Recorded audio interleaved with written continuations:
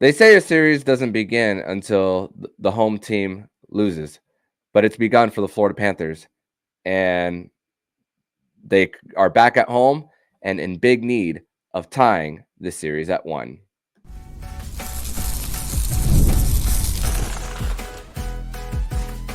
You're Locked On Panthers, your daily podcast on the Florida Panthers.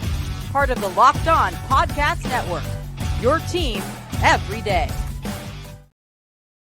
And welcome into this Wednesday, May 8th edition of the Locked On Florida Panthers podcast, part of the Locked On Podcast Network, where it's your team every day. Thank you for making the Locked On Florida Panthers podcast your first listen of the day. I'm Armando Velez from the Hockey News. You can follow me on X at Monoman12, follow the show account on X and Instagram at LO_FLA Panthers. And shout out to the everydayers who come back here and get your daily Florida Panthers fix. Today's episode is brought to you by Game Time. Download the Game Time app, create an account, and use code LOCKEDONNHL for $20 off your first purchase. Terms apply. Download the Game Time app today. So, it's a game day. Happy game day, everybody. The Florida Panthers return home against the Boston Bruins after dropping the first game at home back on Monday, and it's a big night for the Florida Panthers in their mission to get back to the Stanley Cup final and even back to the Eastern Conference final for them, where we've seen the Florida Panthers drop multiple game ones over the last few seasons. So this is not new territory for the Cats, but it is a Wednesday, which means it is a Winans Wednesday edition of the show, which means Jacob Winans is back here to help us to preview this game between the Florida Panthers and the Boston Bruins tonight from Amerant Bank Arena, 7:30 on ESPN. And Jacob, welcome back to the show. And I want to open this show to give you the floor for some opening thoughts after game one and everything after that.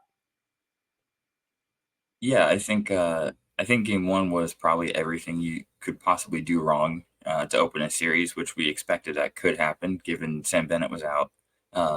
Coming in off a week of rest, a little bit rusty, and then Boston had been playing. They had no time off really. So one team was in a rhythm, one team wasn't. You could really see that. And then I feel like at the same time it was so bad that it almost makes me worry a little bit less because that's not how the Panthers play at all. And it makes me feel like they're not going to repeat that performance at all. It can't possibly be as bad as it was in game one. And I think game two will look a lot more like what we're accustomed to seeing.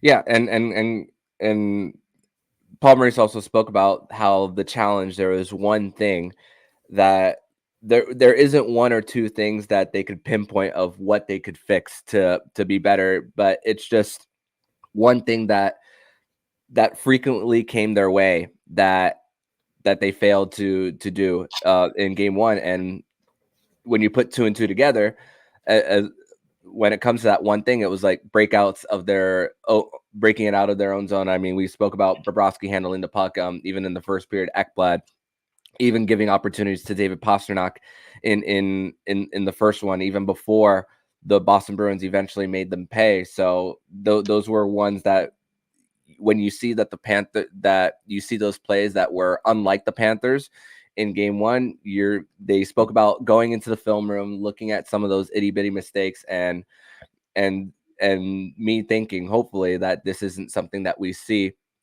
for the Panthers. But it's crazy also because rest versus rust. I mean, once again, it's one series isn't always like the other. When you talk about the rest and rust conversation, the Panthers aren't going to apologize for winning a series in 5 against Tampa. But also when you look at everything going back to even for Boston on their side of things, playing every other day, keeping their momentum, being in that work mode. I mean, you think about with only having 24 hours to celebrate going down to South Florida, and also even for game 7, this is something that they mentioned on the broadcast on Saturday night, that the Bruins, they stayed in a team hotel, even though they're at home, so that the group could be focused. So we spoke about how Maurice was out coached, they were out goalied, but that is one little itty bitty thing that I don't think gets pinpointed enough about what Boston did even before they even won the series against Toronto. And also for the Panthers, when you're home, you're more comfortable. You get a little laxed. I mean, it's just like when you go on vacation, you are more likely to eat crap on your and abandon your diet too.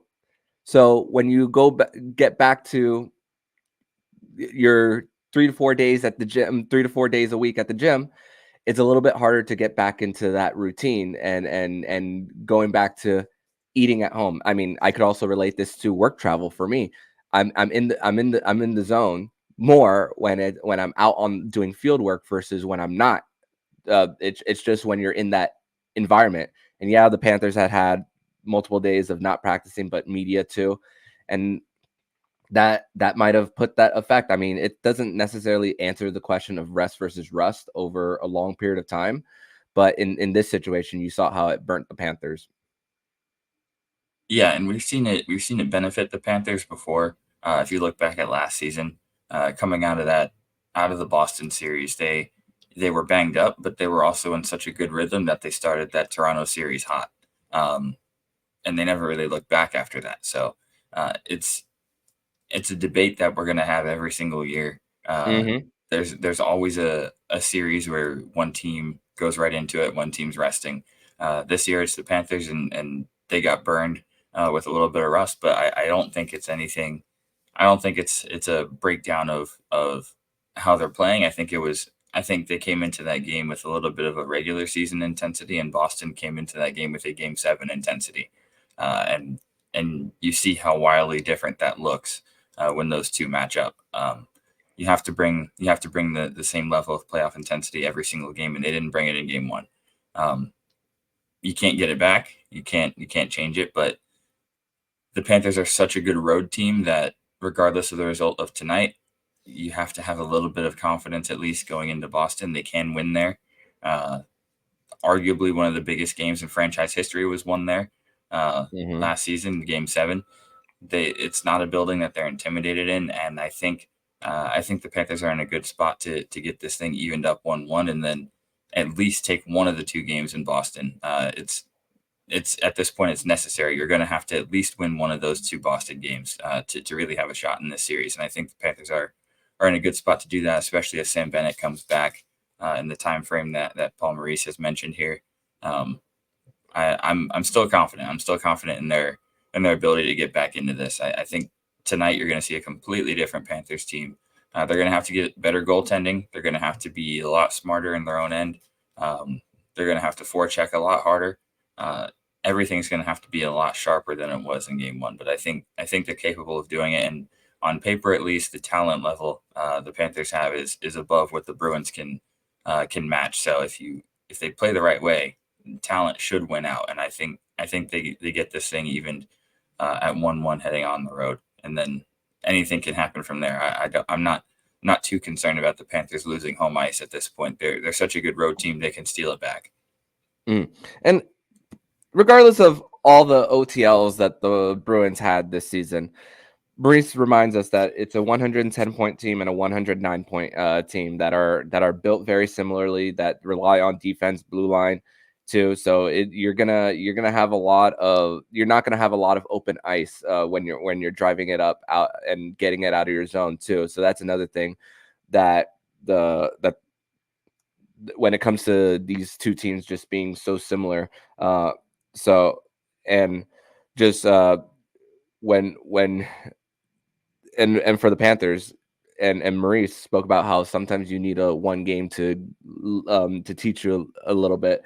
And so, and for the Panthers, sometimes it just takes one to get back into, okay, we got a game under our belt now in the series. Now they got their legs going. And crazy thing for the Panthers, it was when you would think that the rust part would affect them in the beginning, it did not, which is the weirdest part of it. That's hockey for you. That's just the sport in a nutshell. But we're gonna transition over to segment number 2, where we're gonna discuss more about Sam Bennett's status, and what that means for the Panthers. Is he going to come back? Is he not?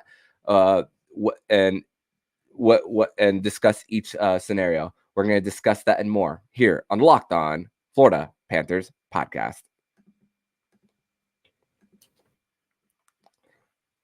Today's episode is brought to you by Game Time. And Game Time is the authorized ticket marketplace of the NBA and the NHL, which makes buying playoff tickets even faster and easier. Prices on the Game Time app actually go down the closer it gets to tip off. With killer last-minute deals, all-in prices, views from your seat, their lowest price guarantee, Game Time takes the guesswork out of buying NBA and NHL tickets. You can save up to 60% from buying last minute for sports, concerts, comedy, theater, etc. Save even more with exclusive in-app deals on select seats ahead of the game or event. Save even more when you choose a section and let Game Time choose the seats. Toggling this feature shows your total upfront with no surprise fees at checkout. It's the lowest price guarantee, or Game Time will credit you 110% of the difference. Takes the guesswork out of buying NBA and NHL tickets with Game Time. Download the Game Time app, create an account, and use code LOCKEDONNHL for $20 off your first purchase. Terms apply. Again, create an account and use code LOCKEDON for $20 off. Download Game Time today. Last minute tickets, lowest price guaranteed. Also, this episode is brought to you by Indeed. There's no I in team, but there's one in Indeed. And there's the hiring platform you need to build yours. So when you're hiring, you need Indeed. Indeed is the hiring platform where you can attract, interview, and hire all in one place. Instead of spending hours on multiple job sites searching for candidates with the right skills, Indeed's a powerful hiring platform that can help you do it all. We streamline hiring with powerful tools that help you match with your candidates. Even better, Indeed's the only job site where you can pay for applications that meet your must-have job requirements. Start hiring now with a $75 sponsored job credit to upgrade your job post at Indeed.com/lockedon. Offer good for a limited time. Claim your $75 credit now at Indeed.com/lockedon. Indeed.com/lockedon. Terms and conditions apply. Need to hire? You need Indeed. Segment number 2 here on this Wednesday, May 8th edition of the Locked On Florida Panthers podcast. Thank you once again for making the Locked On Florida Panthers podcast your first listen of the day here on a Wednesday, here on a Winans Wednesday edition of the show, where we are previewing tonight's game between the Florida Panthers and the Boston Bruins from Amerant Bank Arena, 7:30 p.m. on ESPN. And Sam Bennett was on the ice yesterday for the Panthers, and also was there extensively too. So getting some work in. So one step closer to making a return. Maurice spoke after the practice, talking about 1 to 3 games, somewhere in that area. And I put out a poll because I didn't know what to make of it. They're not gonna leak anything, whether it is gamesmanship or cautious optimism. And for me, I'm on the side of cautious optimism, because you don't want to do injustice to the player, but you want to have a little bit of confidence that you could still at least get one before he's healthy enough to play. But Jacob, in the case that he doesn't, I mean, I was looking up the size comparison for the Panthers and the Bruins for the year 2024. And Boston's number 3 in the NHL, while the Florida Panthers are in the middle of the pack, 17 to be exact.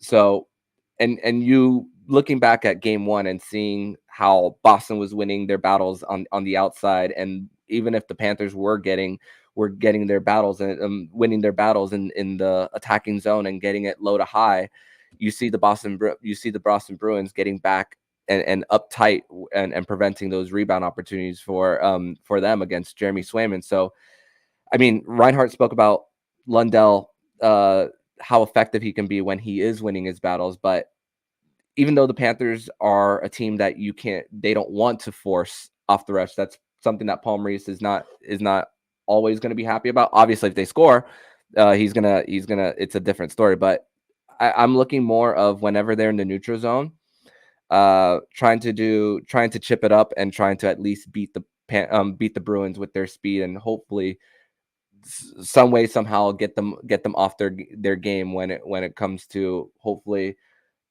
a clear lane to the net, because they're going to get their chances off the forecheck.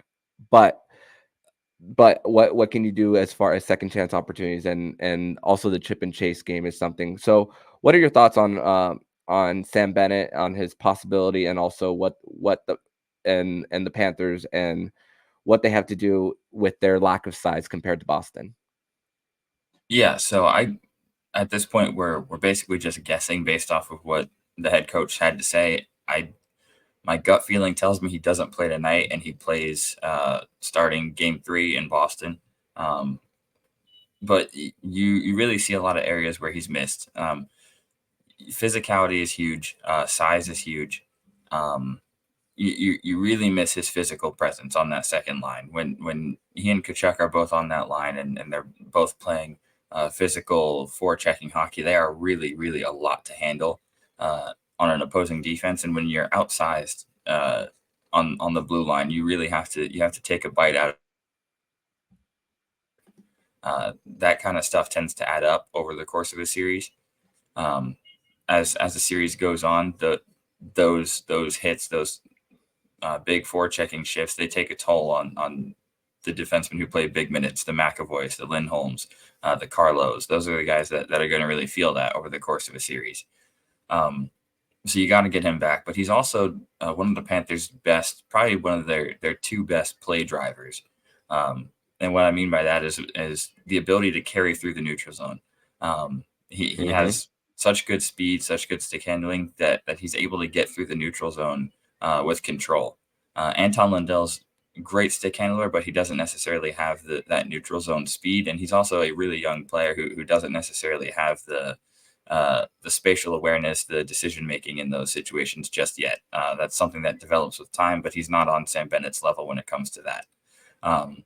So a lot of times when Lundell's line is out there, they resort to dump and chase, which is fine, especially when he's on the third line. That's really what you want your third line doing, but he's not necessarily as effective with it against a team like Boston, who has a really big, strong, kind of heavy defense back there, where the forecheck from Lundell and his line, it doesn't really pack the same punch against those guys. Yeah. So, and that's not at all a knock on Lundell. He's a young player. He's not fully developed physically. He's not fully developed as a player yet. So he's being asked to carry a lot of the load right now on that second line. And when Sam Bennett gets back, that's something that Sam Bennett excels at. And then just getting to the dirty areas where there's rebounds. Sam Bennett's one of the best on the team at potting rebounds and getting those deflection goals right in front of the goalie, creating havoc in the crease. You really miss that against a team like Boston because they're one of the most physical, defensive-minded teams in the sport, and they have been for a very long time. And just look at last year. Sam Bennett missed Game 1. The Panthers really didn't put up much of a fight in that game, physically at least, and then he comes back and the entire series turns. And I think there's a possibility for the same impact this year. Sam Bennett really does put the Panthers over the top. He's kind of what I call a culture player. He embodies the culture and the style that Paul Maurice likes to play, and I think the sooner you get him back, the better the odds are of winning this series because they are going to need him. They don't win this series without him playing. And I will say his practice footage yesterday looked pretty encouraging given the nature of his injury. We know it was a hand or wrist. He looked really good stick handling, which is the main thing you look for, and then having that wrist mobility to stick handle is big. So the fact that he was able to do that is encouraging. And we'll see how, whenever he comes back, we'll see how they manage his face-offs, how his shot looks, some other aspects that rely a lot on wrist strength. But the stick handling looked really encouraging, to say the least. Yeah, and going to be interesting to see whether he takes those draws if he's inserted back into the lineup. But again, hate to harp on this once again, but it just puts everything so out of whack because with a shooter like Vladimir Tarasenko, you're putting Kevin Stenlund there who can't distribute the puck as well as someone like Alexander Barkov. And Alexander Barkov being the center that he is, and yeah, we love Matthew Tkachuk, but you're putting two guys together who are mostly guys who feed the puck to the others. And when you can have Reinhart and Tarasenko back with Barkov, you're putting shooters around him. It's like for those who are new to hockey and watch basketball and watch basketball because the Miami Heat are eliminated. I assume some of you are listening here. So think about a player like Joel Embiid. He's posting up. What do you need around him to succeed? You need shooters. It's the same thing in hockey with Alexander Barkov. When Tarasenko's not on that wing because it messes everything up in your forward lines, and you're having Kevin Stenlund there on that third. That's where it's really effective, because as Tarasenko's getting older, as Tarasenko's age, he's not getting as much of those shots off too. So that's another thing of why it's so important to bring to have Sam Bennett back into the mix. So that's really how I see Sam Bennett and his presence in the lineup. And also, you spoke about it, getting to the dirty areas, taking the eyes away, which Jeremy Swayman, he was able to see those pucks pretty clearly too. So that's another thing for them for when it comes to just continuously trying to create those opportunities too, and those second chances, because that's how you're going to beat. I mean, 7 goals in the first round for Jeremy Swayman. One of the best goaltending performances in modern history. So gonna have to find a way to break him out of his game. But we're gonna transition over to segment number 3. We're gonna discuss more about this game tonight, and how a little bit of a Paul Maurice stat as far as his coaching career, and why the Panthers do in fact need to find a way to win tonight. We're going to discuss that and more here on the Locked On Florida Panthers podcast. Today's episode is brought to you by Monopoly Go. All right, game off. We got to pause here real quick to talk more about Monopoly Go. I know what you're saying. Flag on the play. You've already talked about that, but there's so much good stuff in this game. In Monopoly Go, you can team up with friends or for timed tournaments where you can work together to build up each other's board. The more you win together, the more awesome prizes you unlock. There's so much to get. Plus, Monopoly Go feels new and exciting every day with constantly changing tournaments and challenges. A ton include their unique mini games like digging for treasure or a robot pachinko machine. And there's always new timed events that help you win big, like massive multipliers for everything you win or rent frenzies. There's always something fun to discover in Monopoly Go. So get off the bench and go download it now for free on the Google Play or the App Store. Game on.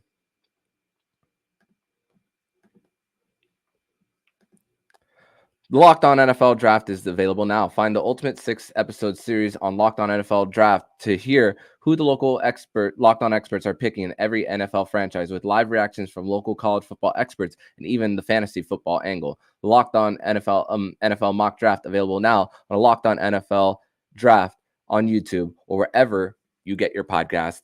Third and final segment here on this Wednesday, May 8th edition of the Locked On Florida Panthers podcast. Thank you once again for making the Locked On Florida Panthers podcast your first listen of the day here on a Winans Wednesday edition of the show, where we are previewing tonight's game between the Florida Panthers and the Boston Bruins, 7:30 p.m. on ESPN. And this was an extensive project for me, right? This was literally maybe 20 minutes prior to recording, when I looked this stat up. So a Paul Maurice coach team has never come back from down 0-2.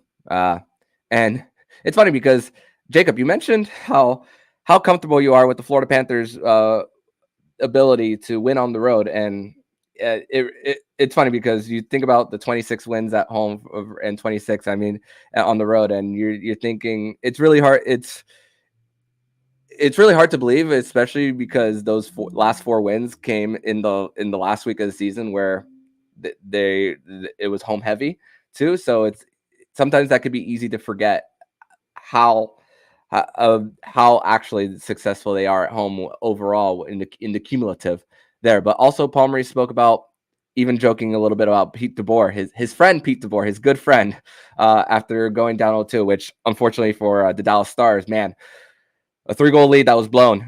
We've seen that before this season with the Florida Panthers against the Dallas Stars too. But also, he's never come back from down 0-2, and he spoke about nobody's gone 16-0, and world domination is not in the Panthers' calling card. You're going to deal with adversity once again.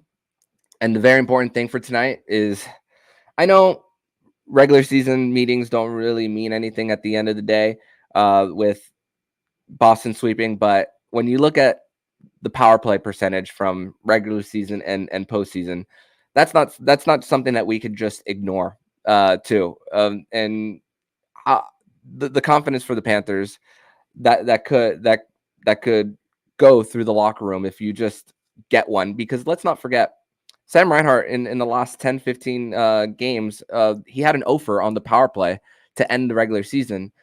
And let's remind the people that they were in the bottom third in 5-on-5 offense. Their 5-on-5 defense really made up for it. But when you look at the sloppy plays and the little itty bitty mistakes, which were unforced errors,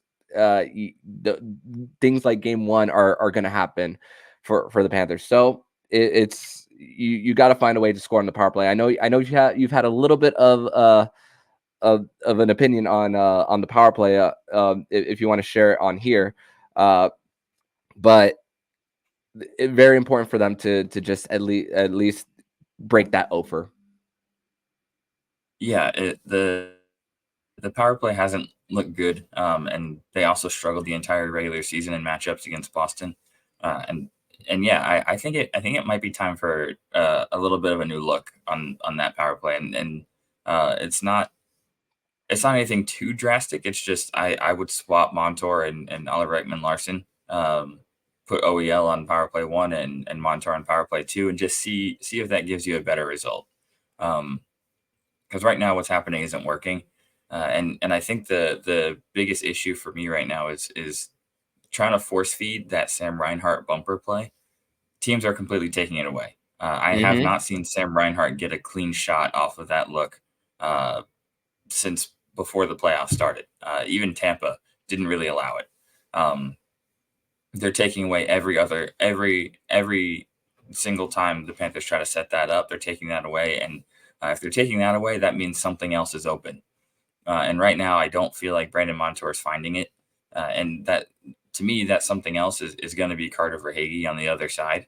And Brandon Montour doesn't seem to be finding him in timely positions. It seems like the passes from Montour to Verhaeghe on that side are really only coming when Verhaeghe's not in a shooting position or Montour hesitates too long. And by the time Verhaeghe gets it, he's having to drag to the middle and create his own shooting lane. That's giving the goalie time to get back into position, and we're seeing shots blocked, or we're seeing easy saves right into the chest protector.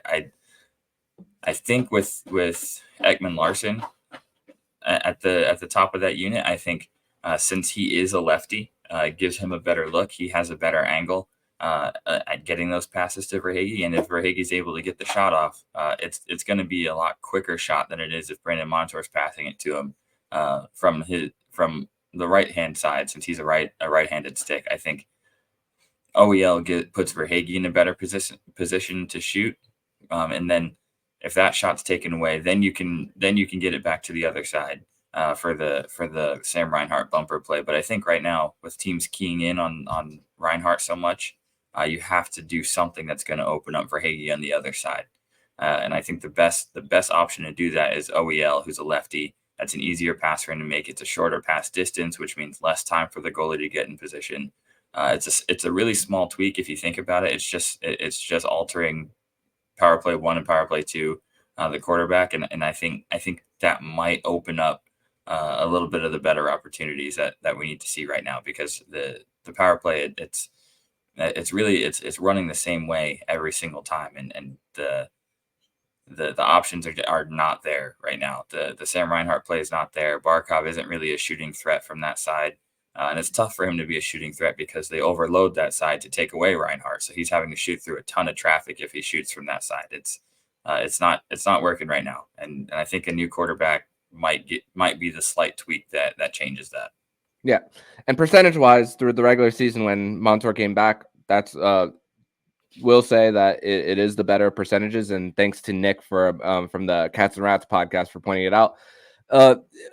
The only thing is with him being a left-handed shot, and if he's on the left side of the point, and with Reinhart being the right-handed shot in the bumper, the passes that OEL would make from the left side would probably be for deflections, because it's feeding it down the middle. You're not gonna get those one-timers from there. If you and also for Verhaeghe being on that left side, where do you shift them? Do you too if him and OEL are a little bit too close, do they play a little catch, give and go there too? Obviously, OEL with his experience on quarterbacking a power play, uh, can definitely get it down low to Kachuk, and then obviously he's going point to point there. But if you have a little bit of a drive from OEL where you draw a Boston defender, that also allows a cross-ice feed for a one-timer for Alexander Barkov too. So that helps because Montour and Barkov are a lot of the time on that same side too, even though they shoot with a different hand. I'm talking about Montour and Barkov too. So that's a little bit of that. But you can understand why Montour's there because of Barkov winning the battles, and because if his back is towards the goal and he wins the battle, he could easily get it back. And with OEL being a left-handed shot, it's going to be harder for him to reach with his backhand to try to keep it in the zone too. So again, it's all about getting that puck possession and for Boston to not clear those 15 seconds off the penalty kill too. So those are things to consider, and it's not necessarily. I'm not necessarily disagreeing with that, but it just presents the different types of challenges and things to think about when it comes to if you were to insert OEL as the quarterback of Power Play 1. Yeah, it's definitely a different look. And I'll say this about Brandon Montour: he's among the best, probably the best 5 defensemen in the NHL when it comes to keeping pucks in the zone that look like sure clears. He's incredibly athletic on the blue line, where he does a lot of creative things to keep the puck within the blue on clearing attempts. We've seen him jump and catch it. We've seen him dive, use his knees, his skates. He's excellent at keeping zone possession. So I will definitely say he's got OEL beat where that's concerned. He's very good at it. It's kind of like a wide receiver in the NFL that's an expert at getting both feet down on the sideline to pull in a catch. Montour is fantastic at it. One thing I will say that I'd like to see them try again on the power play, and I don't know if this was improv or if this was a drawn up play, but game 1 against Tampa, the Carter Verhaeghe goal on the power play, I would like to see them go back to that look.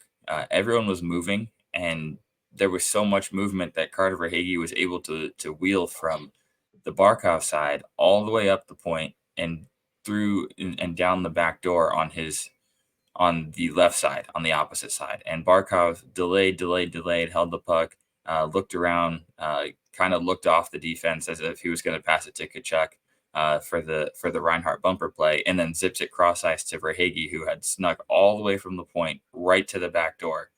And it was timed perfectly. No one seemed to notice he was there. And he was able to sneak down the wall straight to the net and get a tap in goal. I would like to see them go back to that look. I haven't seen them try it since game 1 of the Tampa series, and I'd like to see them give that another look. Whether it was improv or a drawn up play, it worked, and I'd like to see them try it again because I think with teams keying in on Reinhart so much, Verhaeghe sometimes can sneak down the wall behind the play, and with all the defensemen having their back turned to him, it's tough to track that. And if you take your eyes off of Reinhart for 1 second to track Verhaeghe, that could open up Reinhart for the bumper play. It's another look and something else. You have to give the defense something else to think about. And I think that worked. That worked really well in game 1 against Tampa.